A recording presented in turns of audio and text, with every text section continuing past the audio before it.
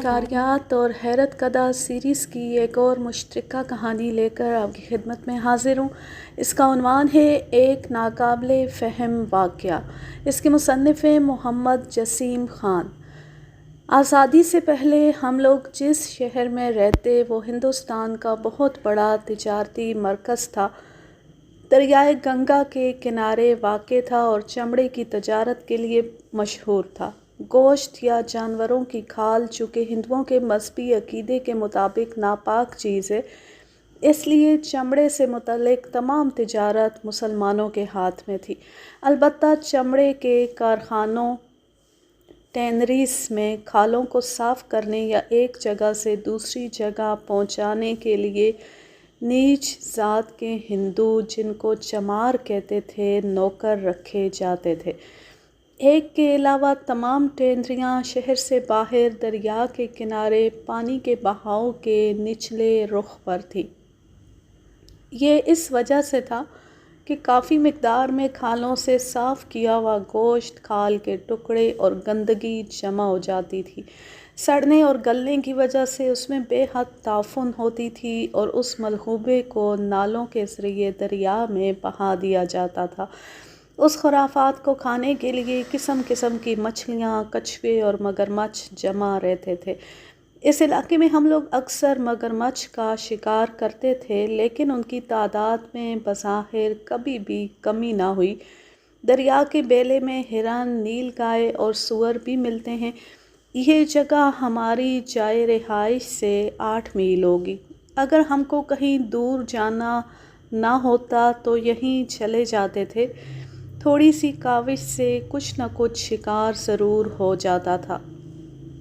اس مقام پر جہاں ٹینریاں تھیں، دریائے گنگا میں ایک موڑ آ گیا تھا اور یہاں دریا نے کنارہ کاٹ دیا تھا۔ اس موڑ پر ایک چٹان بھی تھی اور پانی کے بہاؤ نے اس کو بھی کاٹ دیا تھا۔ دریا کی سطح سے چٹان کوئی 60 فٹ بلند تھی اور چٹان کا کنارہ نیچے سے پانی کے کاٹنے کی وجہ سے دریا کے اوپر چھجے کی طرح لٹک آیا تھا، یعنی اس چٹان سے کوئی چیز اگر نیچے گرتی تو سیدھی پانی میں جاتی۔ یہاں دریا گہرا ہو گیا تھا۔ گہرے پانی کی دوسری طرف کوئی 50 گز دور ریت کا ٹیلہ تھا۔ کنارے سے کچھ ہٹ کر چٹان پر مختصر سی ایک مسجد تھی، جس کے بارے میں مشہور تھا کہ یہ جنات کی مسجد ہے۔ مسجد کے صحن میں ایک طرف سے دوسری طرف ایک تار بندھا ہوا تھا، جس میں 4 آنے کے عوض درخواست لگانے کی اجازت مل جاتی تھی۔ اس میں ہر قسم کی درخواستیں ہوتی تھیں، لیکن محبت ہو جانے یا محبت ختم کرنے کی درخواستوں پر زیادہ زور تھا۔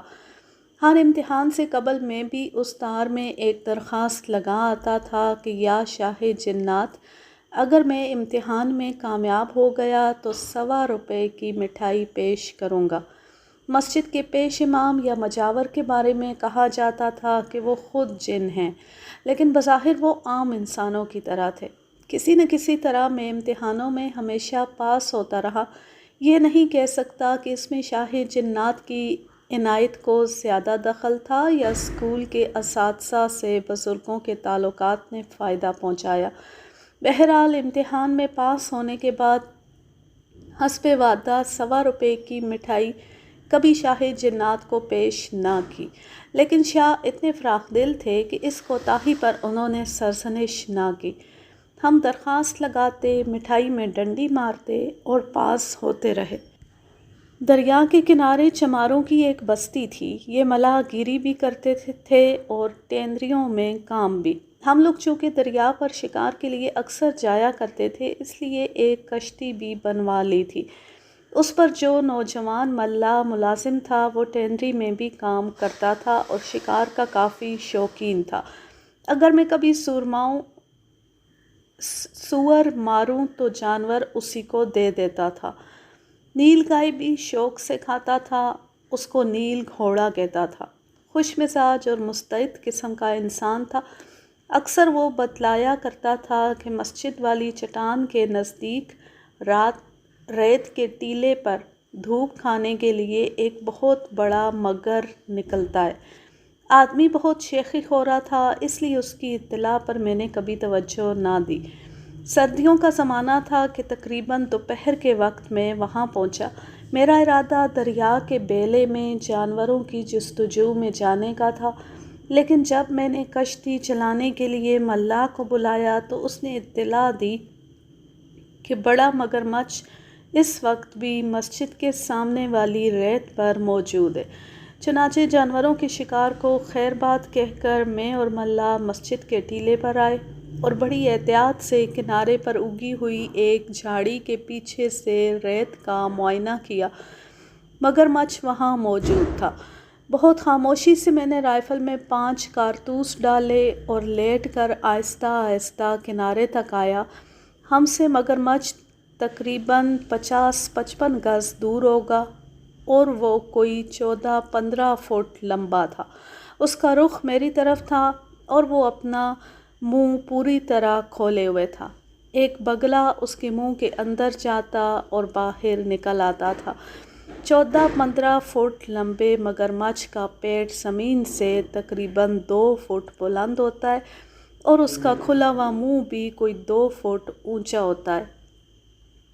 50-55 گز سے یہ کافی بڑا نشانہ ہے۔ میں نے احتیاط سے رائفل کی سیفٹی آگے کی، اس کے حلق کی شست لی۔ یہ وہی رائفل تھی جس سے میں 50 گز کے فاصلے پر سگریٹ کا ڈبہ اڑا دیتا تھا۔ بڑے آرام سے میں نے لبلبی دبائی۔ مسجد والے ٹیلے پر مگرمچھ سے میں کوئی 50 فٹ اونچائی پر تھا۔ میری گولی نے مگرمچھ کی دم سے 1 فٹ پیچھے ریت اڑائی، لیکن خود اس میں کوئی جنبش نہ ہوئی۔ وہ اسی طرح منہ کھولے لیٹا رہا اور اسی طرح بگلا اس کے منہ کے اندر باہر آتا جاتا رہا۔ دوسری گولی میں نے اور زیادہ احتیاط سے چلائی، لیکن یہ بھی خطا گئی۔ اسی طرح باقی تینوں گولیاں بھی ادھر ادھر لگتی رہیں۔ مگرمچھ ویسے ہی پرسکون انداز میں لیٹا رہا اور بگلے پر بھی کوئی ناخوشگوار اثر نہ ہوا اور وہ اپنی کارروائی میں مشغول رہا۔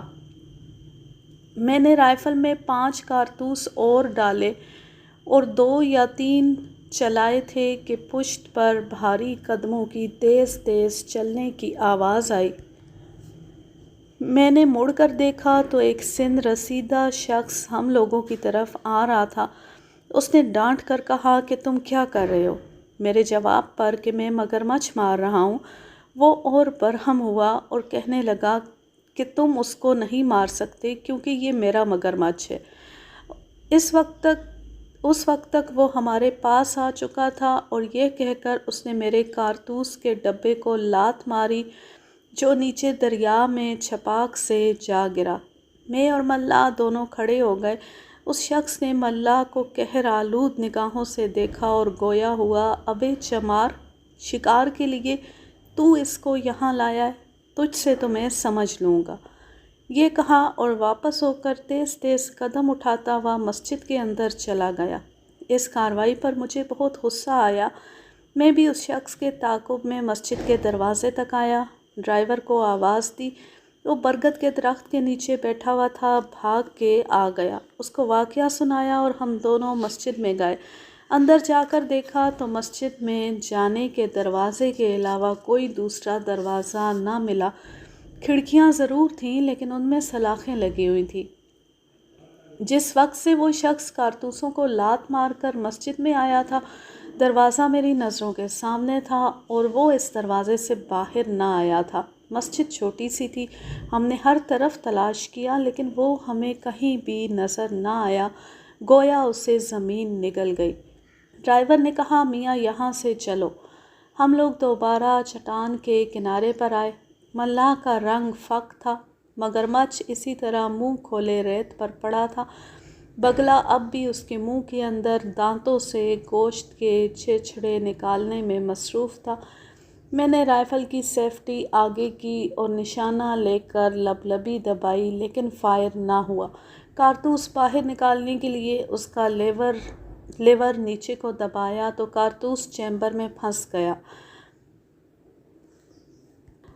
رقت آمیز آواز میں ملاح نے التجا کی، صاحب واپس چلو۔ اپنا جھولا اور کھوکھے اٹھا کر تیز تیز قدموں سے چل کر ہم موٹر کی طرف آئے۔ اس میں بیٹھنے والے تھے کہ وہی شخص ایک دوسری سمت سے ہماری طرف آتا نظر آیا۔ قریب آ کر خون آشام نظروں سے اس نے ملاح کو دیکھا۔ اس کے ہاتھ میں میرے کارتوسوں کا ڈبہ تھا جو لات مار کر اس نے دریا میں پھینک دیا تھا۔ یہ میرے حوالے کیا۔ ڈبہ اور کارتوس گیلے تھے۔ بڑی کرخت آواز میں اس نے مجھے ڈانٹا کہ مگرمچھ مارنے یہاں پھر کبھی نہ آنا۔ ہم لوگ جلدی سے موٹر پر بیٹھ کر چل دیے۔ ملاح پر شدید کپ کپی طاری تھی۔ وہاں سے ہم گاؤں واپس آئے۔ میرا ارادہ دریا کے بیلے میں جا کر کچھ شکار کرنے کا تھا، لیکن ملاح کو بخار آ گیا اور اس کی گھگی بند گئی۔ اس نے کشتی چلانے سے مجبوری ظاہر کی۔ گاؤں سے ملحق دریا کی شاخ کا پاٹ کوئی 100 گز تھا۔ دوسرے کنارے پر پانی میں چھوٹی مچھلیاں اور دوسرے آبی کیڑوں کی تلاش میں کچھ بگلے ادھر ادھر پھر رہے تھے۔ میرے رائفل میں چند کارتوس ابھی تک باقی تھے۔ میں نے سیفٹی آگے کی اور بہت ہی لاپرواہی سے نشانہ لے کر لبلبی دبا دی۔ نہ صرف یہ ہوا کہ رائفل سے گولی چلی، بلکہ بگلے سے 3-4 انچ کے فاصلے پر گولی پانی میں لگی۔ سب بگلے اڑ گئے۔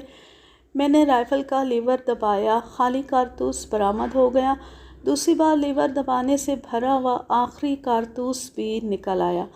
ملاح کو اس کی جھگی میں چھوڑ کر میں گھر آ گیا، لیکن اس واقعے کی اطلاع میں نے گھر پر کسی کو نہ دی کہ مبادا اس علاقے میں شکار پر پابندی لگا دی جائے۔